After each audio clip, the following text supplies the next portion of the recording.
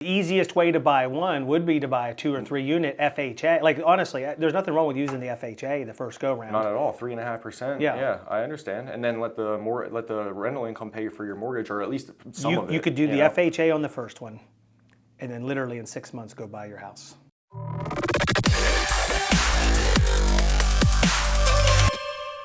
Logan, Chappel. I work out of Lancaster County. Focused on building a team right now. I wanted to connect with Rob because I see him doing big things in the investment world. Buying your own deals and doing some construction stuff. Something that we're not doing a whole lot of right now. So I wanted to see if we could use each other's resources to push deals around and make some money. Well, I've definitely been doing it a while, and right now we've been reaching out with some local people and meeting with you and doing like this mini podcast type thing. So I'm glad you drove an hour to come visit. I appreciate that. Yeah, we're glad to have you here. So. So you live in Lidditz? No, so I was meeting a prospect, an agent. So you live in Lancaster? I live in Lancaster, yes. Okay. And then we have office space in Lidditz and in Ephrata. And you're married with 2 kids? I am not married quite yet. I've been with the same lady for about 5 years. So it's just a matter of time until the wedding happens. Okay. And you 2 kids correct, in there, yes. right? Yeah, 8 and 10. Chase is 8, and then Kenzie's 10, going into 3rd and 5th grade. Nothing better than kids. Oh, that's right, man. That's why we do what we do. Yeah, I like your 10X bracelet. That's pretty cool. Yeah. I got 10X and J.R. Heller. It's a constant reminder. Keeps it top of mind. I went out to see Grant had an event out in Vegas 2-3 years ago now.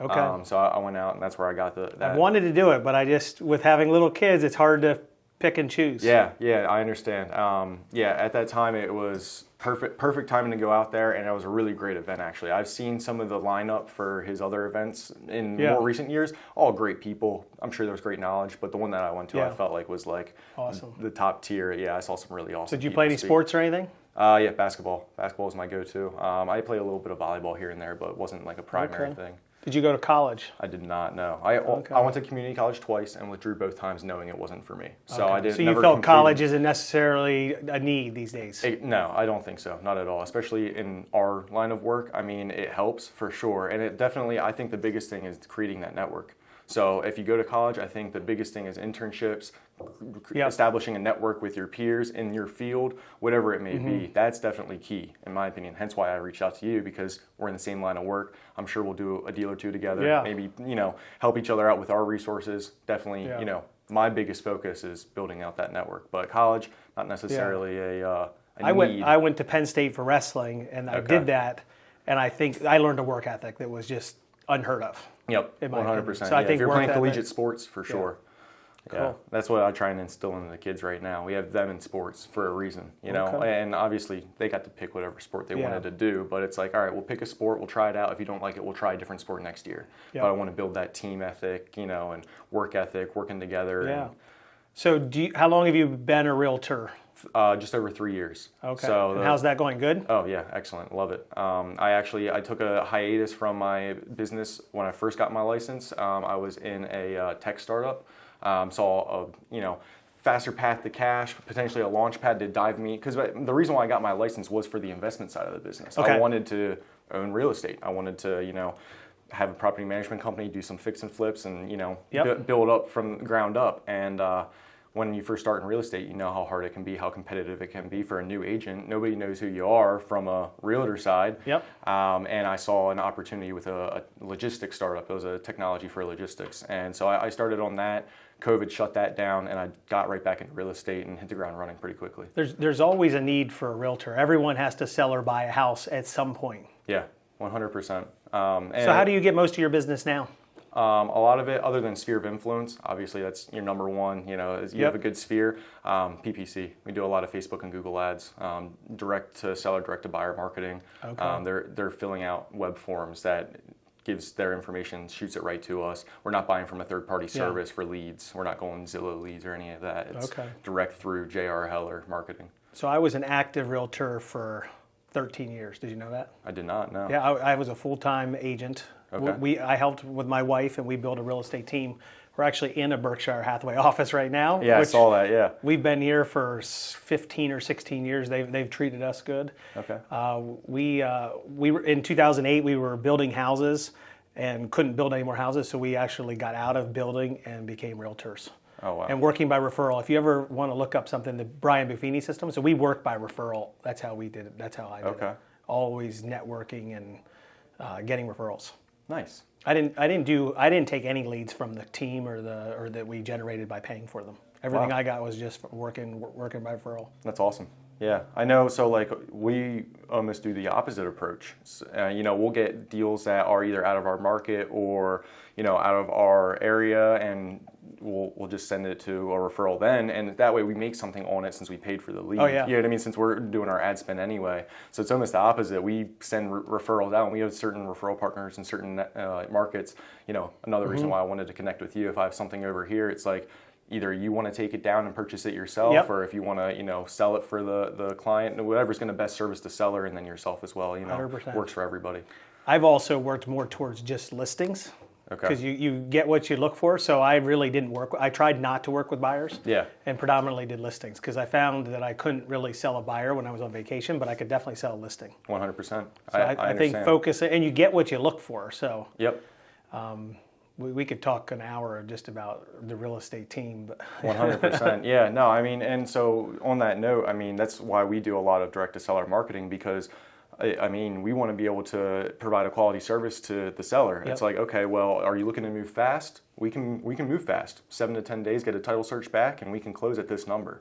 If that doesn't suit your needs from a financial standpoint, all right, well, if we go the market route, this is what we charge, but we'll get you X amount, as a cash in your pocket, net to you. So are you just an agent within your company and you're building the company, or do you have a team within the company? No, so like I had mentioned to you, I'm building the ground up right now. So Josh is the owner of the real estate brokerage. He also owns a mortgage company and a title company. He's a partner in a title company, and so on the real estate side, I stepped in on the traditional side. He focuses on the investment world, and I focus on the buyer-seller stuff. I was the only agent up until recently on the traditional side. Okay. I have now gotten another agent in-house. Somebody who works with us is actively getting their license, and I have several others that have given me verbals that are with other brokers that are still trying to create that. Like, they want to keep the door open there, so they need to sit down with them and like have that conversation of like, hey, I'm on my way over to work with J.R. Heller. Awesome. So my goal was to have 10 agents by the end of this year. I'm on track to hopefully do that by the end of the summer. But right now I am the face of the real estate brokerage side, and I'm waiting on the state. How long have you been at this company? Just over a year now. Okay. So I was at another. How many deals did you do last year? I know I did over 100. I want to say 150 in the last 24 months, and that's partial to. So you're doing great. Yeah. Oh, yeah. No, it's partial to working with buyers, primarily sellers. Though a lot of it is on the investment world. Okay. So I mean, we're not talking high-end retail properties. If I was doing 150 at half to a full $1 million, that'd be a whole different story. But you do a lot of $100,000 homes. Yeah. It adds up. I was selling when I was at the end of my career. I was doing anywhere from 10 to 12 million a year of sales. Okay. Yeah. See, I'm hoping to break that with the team itself. We did that overall, but that wasn't just me. I want to do that with all exclusive agents. That's the next goal. Not in revenue. That was just the sales. Sales volume. I got you. See, I'm hoping to do in gross commission. Yeah. I want to hit those numbers with agents. That's the goal. So do you own any rental properties now? Currently, no. Just where I'm at in my life, I'm in the process of purchasing a primary for me and my family. We're living with family right now. Okay. My brother-in-law does very, very well for himself, and so we've got a really good situation where we're at with next to no overhead. I mean, our rent is less than $1,000, and there's 4 of us, and we have enough space for all of us. We're not. So you're going to buy a primary first. Yes, and the only reason why I'm doing that is to appease the wife. The happy wife, happy life mantra, that's kind of where we're at. I don't know. I would try to convince you to do otherwise. There's a property, so we would love to keep. We're looking in the same school district that the kids are in now. We would love to keep them at the same elementary school. There is a property that just went up that I want to purchase. It used to be a bar downstairs, and upstairs is residential. Yeah. It's mixed use. And the bar area, there's no liquor sales allowed there or alcohol sales allowed there anymore. It's on a deed restriction, but it could be used as like a diner or something. And I would love to purchase that building, live upstairs at the residential part because it's a fresh remodeled apartment. We would own the entire building, and then we would lease out. Well, that might be hard to finance FHA. I wouldn't do an FHA. Okay. Yeah, I'll go conventional. 20% down type? You would need to do 15. Okay. Because it's 2. What about a 2 or 3 unit? Is there any way to convince her to do that the first go round? Potentially, depending upon the property itself. Yeah. I like the idea of buying a 2 or 3 unit. Like, what people do is they tend to buy that first house, and then it's harder to get the investment property. Trust me, I understand. Yeah, I get that. But it's one of those things that this is the only multi-unit available in Hempfield, which is the school district we're in. And it just hit market, and I'm very highly interested in it. Kids go through elementary school really quick, though. I understand that. And that's why I'm okay with. Well, they're almost out of elementary school. I agree. 8 and 6. 8 and 6? 8 and 10? 8 and 10, yeah. Well, they're out just about, right? Yeah, 2 more years for the one. Yeah, and then, I wouldn't focus on the elementary school part. I'm not worried about the elementary school. The district as a whole is where she. And I get that. She moved around a lot when she was a kid. So she doesn't want to do it. Exactly. So it's more so on. And so that's why I proposed this, because I'm like, not only will it keep them in the same school district, but it's even the same elementary, like a added perk, added bonus. And she's not going for it. But we would. Well, don't go to your max spend then. If you're going to buy a house, buy something on the lower end and just that's the plan. Be very comfortable. That's the plan. Yep. The least amount of car payments, I would say, when you're starting out too. If none, like I would try to have none. I don't know if you do that or not, but yeah, she has a small car payment. I don't have a car payment. Good. So, don't get one. Nope. No matter what. I know. If you can help it. Ever. I wouldn't say ever.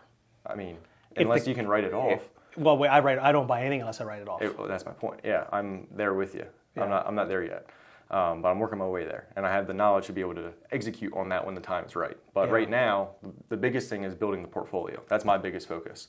My biggest focus is to be able. So the easiest way to buy one would be to buy a 2 or 3 unit FHA. Like honestly, there's nothing wrong with using the FHA the first go round. Not at all. 3.5%. Yeah, I understand. And then let the rental income pay for your mortgage, or at least some of it. You could do the FHA on the first one, and then literally in 6 months go buy your house. So you literally only have to live in it a short amount. You may not even have to actually move into it technically. Yeah. You're supposed to per the agreement, but after you move into it, it's not big enough for us. We need to go buy a house. Then you're okay. In 6 months, you're good. I understand that. I actually have one pending right now. I have 2 others that I just did that were house hacks for friends of mine. I'm totally on board with it. You got to get her on board. I know, that's the issue. But I think if you're talking about long-term goals, if you can convince them to do it. I understand. Yeah, I understand. She feels as though time is running out. She's a few years older than I am, and I'm trying to get her in the mindset. It's not though. It's sacrificing a little bit now to have it way better later. I am 100% on board with you, and I understand that. And I teach this to my clients and other agents who aren't well versed in this, and I need to get her to agree on that. So my rentals make just my multifamily, so 650 doors, is right now really close to like $50,000 a month, and I have not allocated any of those funds to anything. Very nice. It all goes to savings right now. Now, if I needed the money if I needed it, I could, but I haven't said I'm buying this apartment or I'm not buying no toys with that. Nothing's being bought. Yep. Except for more real estate if the opportunity It's saving comes. to invest in more real estate. Yep. Yeah, and that's something I wanted to bring up to you. So what we have discussed, not where we're at right now in the business, but what we've talked about is, syndication or putting a fund together because we want to do larger deals. That's why I kind of had messaged you about, me and Josh's goals align very well, and our focus is larger commercial deals. We want to do the 650 doors on one property. You know what I mean? Like that's like our end goal and what we want to work towards in the next 3 to 5 years. Yep. Hence why we're building the businesses that we are now to scale, and then once we're at a level of comfortability and we have the cash flow coming in, that we're able to go and pull a trigger on it. Obviously, that comes with needing partners, right? We're not going to do it ourselves. We have several other people that we've had these conversations with, and we're just kind of planting seeds right now on hey, 5 years from now, if we find a really good deal or a really good opportunity, whether it's a build or whether it's already built and just needs X amount of rehab, let's go in on this, and everybody gets paid the appropriate dividends on whatever, And that's how I did it. We might have owned 100 units, 150 units, and then a 20 unit came up for sale right down the street. Yep. This was 6 years ago, and we'd been prepping this seller to sell it to us for a long time, and he called up my brother and said, I want $1 million for it. Well, you need $200K down. We didn't have it. What do we do? So we pitched it to someone that we knew that had a lot of money, showed them the returns. We broke it down. Of course. It wasn't a syndication. It was just a money raise and an equal part. It was a partnership. Yep.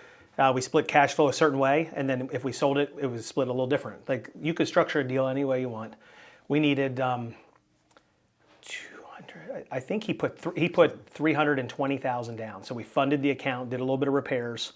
Okay. And then the 20 or 25% down. I can't remember what it was, and that deal, I only made on my cash flow maybe $1,400 a month plus some management fees, which it was nice. It helped a little bit. Yeah.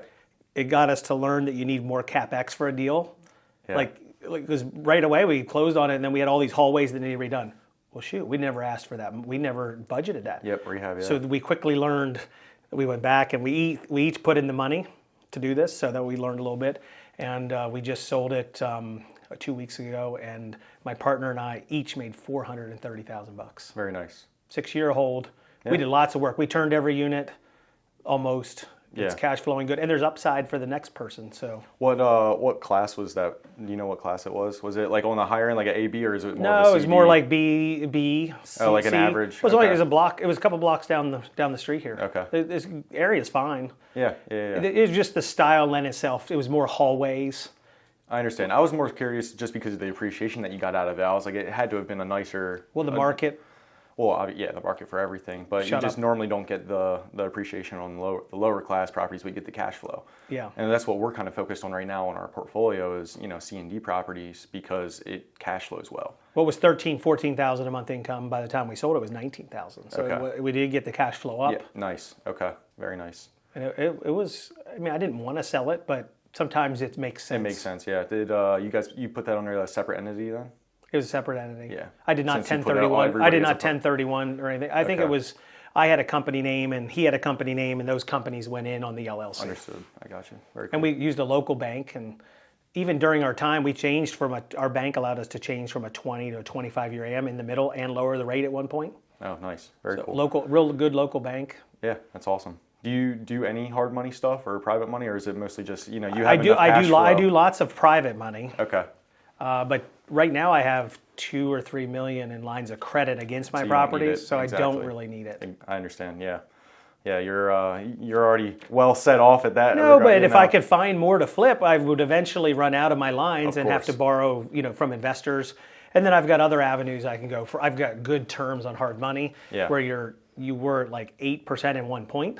Nice. That's But stellar. I very rarely have, and that's the thing. You learn the cost of capital can really mess you up. Yeah, I understand. No, I was just curious because that's something that Josh offers with he does hard and private money as well. So, it's just one more service that we're providing to all of our Yeah. partners, clients. Have you flipped investors. any houses yet? I have not Okay. myself. I have several investor clients that flip houses, and it's something that I want to dabble into. I have held off from all investments. I'm very cash heavy right now for me. Not compared to you, but for myself, I'm very cash heavy that I'm just sitting and waiting to pull the trigger on a primary that suits our needs. Everything that we see right now in our market is either overpriced or it's not in the condition. So do you that think we it's need. going to come down much or not really? Home value, not by a lot. I Yeah, don't that's think what I don't think the value is going to come down a whole lot. I think maybe 10%, 20%, but it's not going to be like an overnight thing either. Our areas don't typically have the big highs. And the big lows, yeah. So it's for kind of- example, San Diego, the median house was like 250. Yeah. Like in 2010. Now it's 900. Oh yeah. Like we don't have And that. it might go back down to 500. Who knows? Who knows? But it very well might drop another, 40, 50%. So. And in central Pennsylvania, our 200 house might have gone up to 280. Yep, I was gonna say 3, but yeah, same idea. But your area is a little bit higher than over here where I'm at. Yeah, but it's not like super volatile though. I mean, it definitely we see higher highs and lower lows than maybe around this area, but not When people see the drastically. news, it's really not talking about central Pennsylvania. No, exactly. Yeah, it's talking about the major metropolitan areas. So what other, ask me questions. I'll answer anything that you want. What's your goal, or what's your focus from a real estate investment perspective? Where are you really focused right now? What's finger on the pulse? I need to be there right now, and then 3 to 5 years from now, what is the bigger picture, and what does that mean for Rob? Well, we're working on the social media branding just to get the awareness out. When I close a big deal, I still don't raise all the money on my deals. I go to money raisers that I've built relationships with. So once again, if I find a deal, which I just 146 unit in Slippery Rock, I had to bring on a money raiser to do the deal. And I know lots of people that are in the money raising space, and I think the social media will help us grow that. 100%. I didn't really want to do it, but some members of my team, I've got 2 people in their 20s and early 30s, and they've actually been pushing me to do this for like 3 years. Okay. I finally bit the bullet, and Rashawn over here has been helping us get to the next level. So he's doing a good job. That's how I got connected with you. yeah. So the social media can do more deals. We might do some coaching eventually. Yep. Right now, we're just bringing people in to kind of work on putting out some content. Okay. Brand awareness essentially is where you're focused right now. And then what's that mean for the next 3 to 5 years? But we have an acquisitions person for multifamily. Okay. So the 2 deals we bought were because of I hired Joe, and Joe found the 2 deals.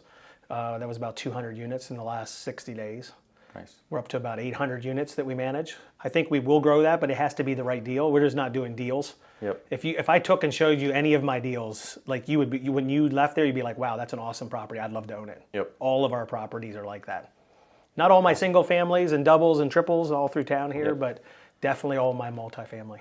Do you have all your contractors, are they in-house? Are they all under you, or do you sub a lot? Or because I see you doing all kinds of you're always doing renovations or construction, or what's that look like? We typically are flipping anywhere from 10 to 20 houses. We probably have 15 on the books right now. Okay. And we use subcontractors. We also have a fair amount of people that are of staff. We have 4 or 5 guys that work for us full time. Very cool. I have a project manager. I have my brother that's a project manager. We have a full finance department. But we've always been really good at construction. I used to build houses physically in 1998 to 2000. I was out hammering. I know how to build a whole house. Yeah, you had the background in it, so it's easier to transition into that kind of realm. I got you. So my brothers and me, and then the project manager we have now, we are all really good at construction. That's awesome. Now we are battling the high prices right now of labor. We're battling the high prices of materials. So it's kind of hopefully some of that stuff comes down and it becomes easier over time. But cool. So we also are venturing in. You might have seen our assisted living that we're building. I think that's what I saw. Yeah. So that's a $11 million project. We're doing it by ourselves, no partners. That's awesome. So we're getting into a new space. We have a guy that's going to run it that's been doing it for 20 years. So we feel good about it. Could be a good cash flowing project. Yeah, definitely. We put $2.5 million of our own money into that deal. Wow. In hopes of making about 110 a month on it. So yeah. Could be promising. Could be very good. Yeah, that's like a long-term play, which is what I'm looking for. You know, down the road. That's almost 4 years in. Yep. To get from the time I said I wanted to do it till the time it opens, it'll be 4 years. Yeah. It could be another 7 months till it's profitable. Wow, that's incredible. So thanks for coming in. Hey, thanks for having me. Yes.